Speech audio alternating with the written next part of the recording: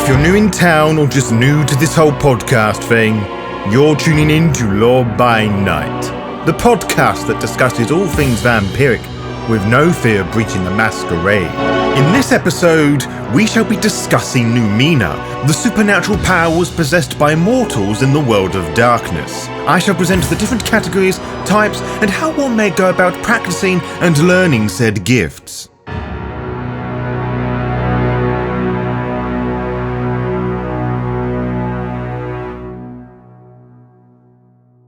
When I was a boy, a mortal boy, I would be grossly fascinated with the stars at night. Back when you could actually see the stars anywhere you liked, I wanted to learn all that I could.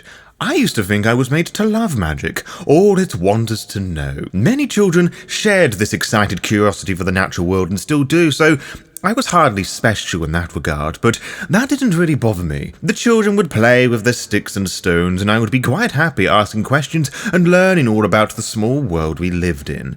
The other children knew how strange this was and made fun of me because of it. It didn't help much that I wasn't exactly the most attractive of children either. Mongrel and Mutt were nicknames I quickly became accustomed to. Some things never change. This sort of ongoing abuse does one of two things to a person. It breaks or it makes them build their resistance either way. I was ostracized and bitter, wanting to seek dominion over the lesser children, so I spent the next few years focusing my efforts on an avenue that would benefit me. I became a hoarder of secrets. I collected information, gossip, and spread it about, thinking I was rather clever. I was. Few managed to think the poor hellspawn could be so wicked setting his foes against each other. He was so kind and respectful to his elders. He would never raise a hand against anyone.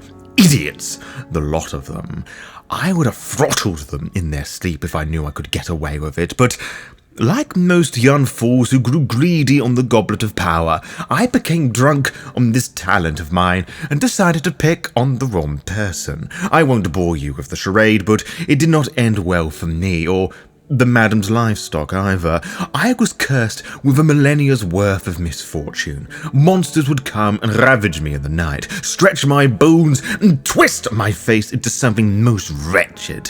Forever would I be made to feel lesser than the lowest dregs of society, destined to become a true bloodthirsty monster.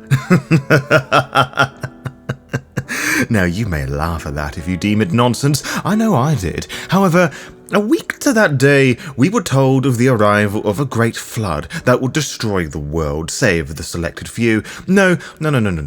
This wasn't the curse. Mine was wrapped in a blanket of disfigured immortality. Curses are real. Magic is real and exists on a spectrum of ghastly proportions. There is the blood magic of our ilk, practiced by and hidden by the Gay Knights, most notably the Assamites, Dremir, Setites, and the Hakata clans and bloodlines. You have probably heard of the mages that can warp and bend the universe at their command, and perhaps the gifts of the lupine, but that is not all. These examples and other more linear types of magic are called Numina.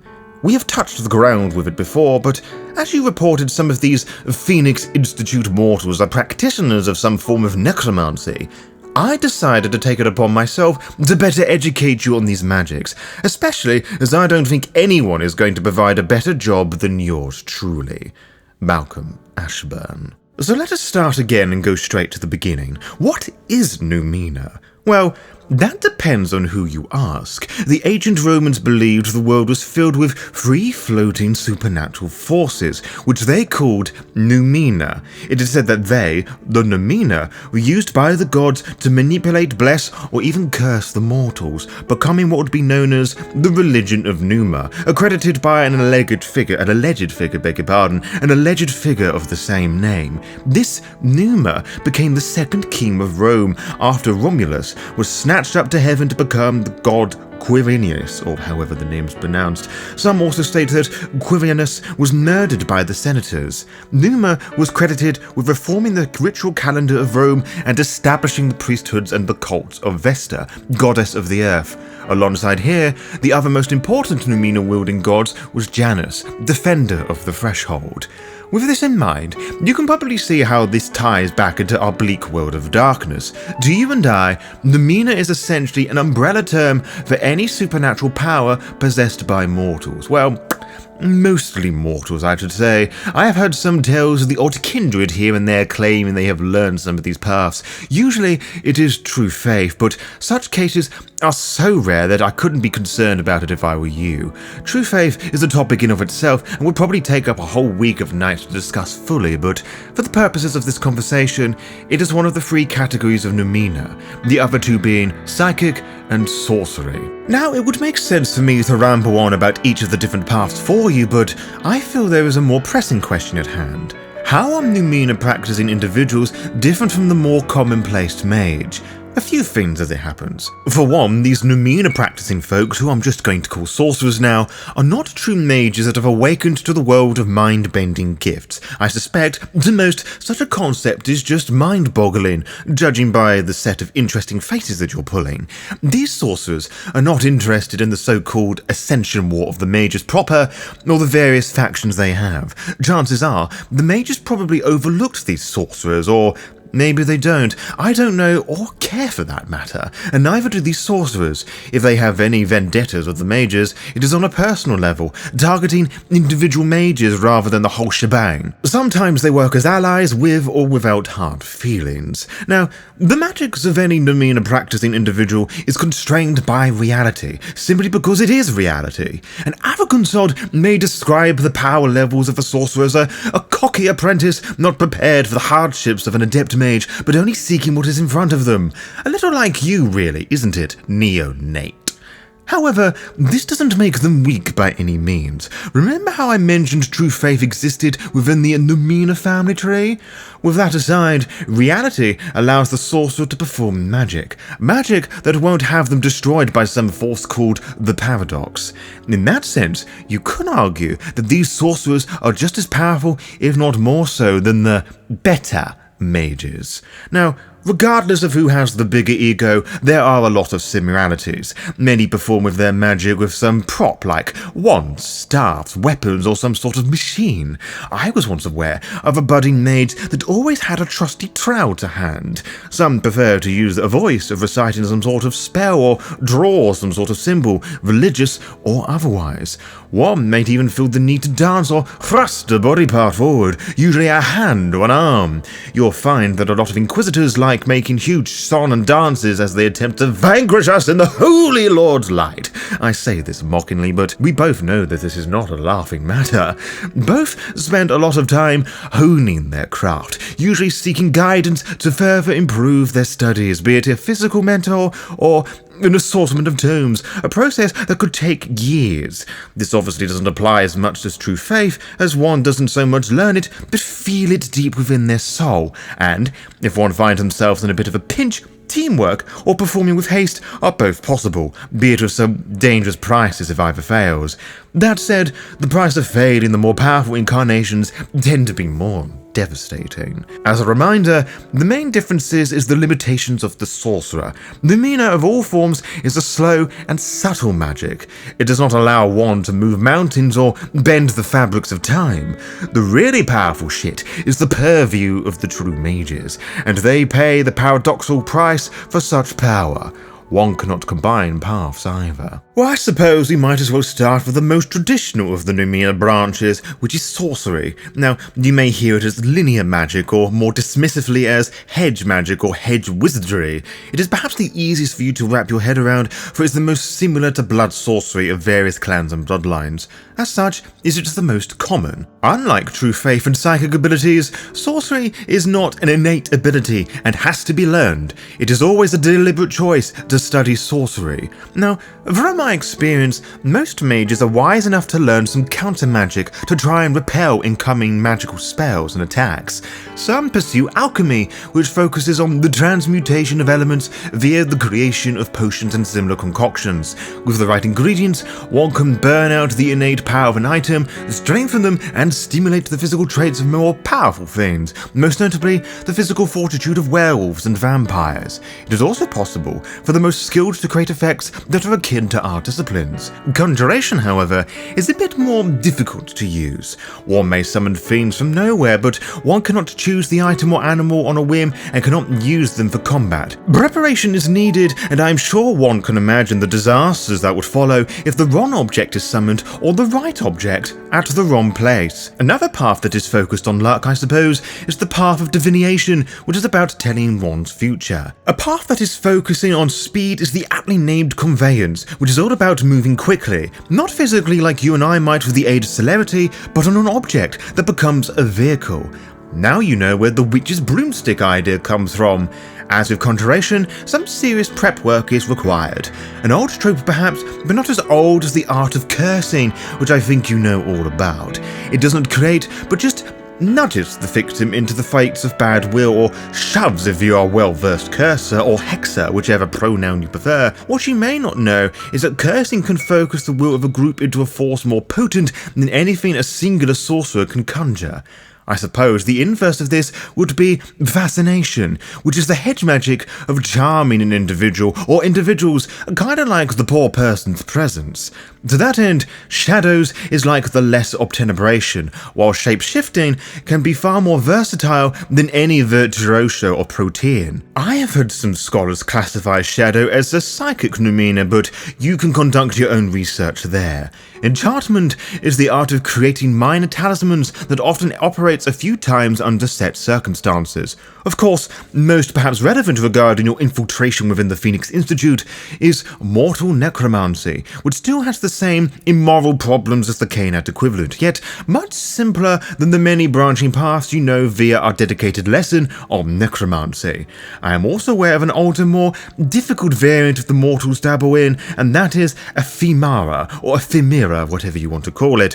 The only difference I am aware of is that it allows one to traverse into the Shadowlands, which would later be developed into a path of its own called Starlight. On that note, I have heard of a particularly old Numina whose roots lie in old folklore, where wise folks were said to whistle up a storm. You might have heard this expression before, but the Numina called Whistle is said to allow one to release energies from a plane of existence called the Tempest to cause horrendous damage. For a more mundane approach for impact, one might want to consider learning the Hellfire Path, which allows one to summon violent elemental attacks, including, but not limited to, earthquakes, lightning bolts, clouds of deadly smoke, and sleet. Now, this shouldn't be confused with Weathercraft, which, as the name subtly implies, has the sorcerer manipulate the weather to their desire. On the topic of summoning, there are also various binding, summoning, and warding rituals that, at their lowest levels, can trap, summon, or repel small animals. At the highest, the likes of vampires and were-creatures. There are also demonic versions of these as well, because of course they are. And with so much destruction and death, there has to be something to balance it all out, which is healing. I've also heard this referred to as the path of healing. Connected almost is herbalism, or brewing, which is the art of making powerful potions and concoctions. Some for healing purposes, others are the more stereotypical sleeping and love-based potions, amongst other things of course. The path called mana manipulation is about the detection and manipulation of energies in and around mortals, supernaturals, and the world. The most powerful sorcerers practicing this can absorb it for their own benefit. Necromancy allows the sorcerer to walk and to manipulate the dreams of others. Some tales state that the strongest can literally make dreams a reality. The last path in the Hedge magic path is a bit unusual, as it actually requires the assistance of technology into their own bodies as a sort of server that connects into the very fabric of reality, according to one of those ghost hunters that invaded the mansion on the night of your induction with them. Anyway, this is called Black Hat, and the mortal must be uninterrupted and not be touched as they hack into the Shadowlands. No, I don't understand it either, but I'm still trying to work out this mobile device you bought me. Anyway, it's strange to think how science and magic simultaneously blend and repel each other. Weirder things do exist, of course. Some of it I understand, but a lot of it I do not. I'm not perfect after all.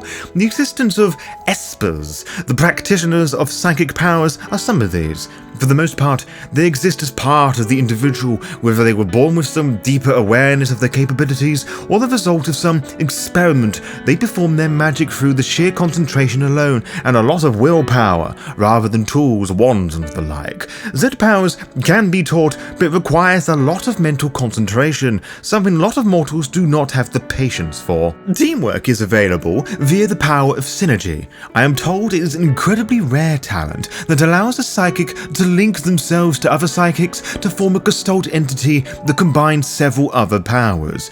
Touch is necessary in order to form that link. Similar to counter magic, anti-psychic or anti-psi exists, which you may sometimes hear as mind shields. This, however, is said to be the rarest of psychic powers and, unlike counter magic, is said to offer some mental resistance to our disciplines as well as other psychic powers. Animal psi or animal psychic allows one to communicate to animals and understand their intent and feelings.